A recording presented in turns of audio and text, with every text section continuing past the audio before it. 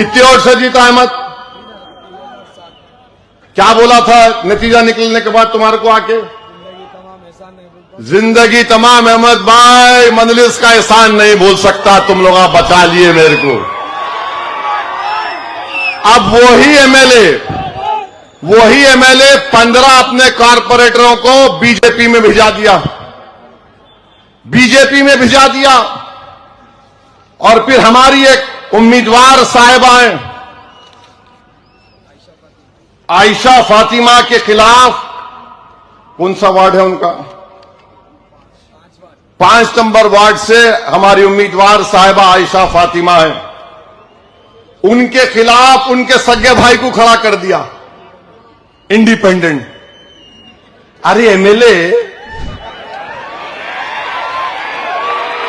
तेरी पार्टी में तेरे लीडर केटीआर का अपनी बहन से झगड़ा है, तू वही समझ रहा क्या करीमनगर में?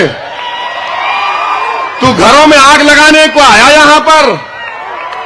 अरे तेरे लीडर को बोल, वो बच्ची को जाके बोल, दोनों मिल लो बोल के, मगर लड़ रहे वहां पे, गुस्सा यहां पे निकाल रहे।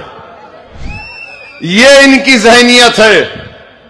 एक बहन खड़ी हुई है तो भाई को इंडिपेंडेंट खड़ा कर रहे हैं। बड़े अफसोस की बात है, मगर खैर कोई बात नहीं। मुझे यकीन है कि इस इलेक्शन के बाद तुम मामू को छोड़कर बीजेपी में जाके गोद में बैठने वाले हो। टीआरएस को अगर कोई वोट पड़ेगा करीमनगर में तो सिर्फ और सिर्फ बीजेपी को फायदा पहुंचाने के लिए काम किया जा रहा है। मैं आपसे अपील कर रहा हूं कि आप ऐसे उम्मीदवारों को वोट मत दीजिए, अपने वोट को जाय होने से बचाइए। आप मजलिस इत्तेहादुल मुस्लिमीन को कामयाब करिए, हमारी लीडरशिप को मजबूत करिए। याद रखिए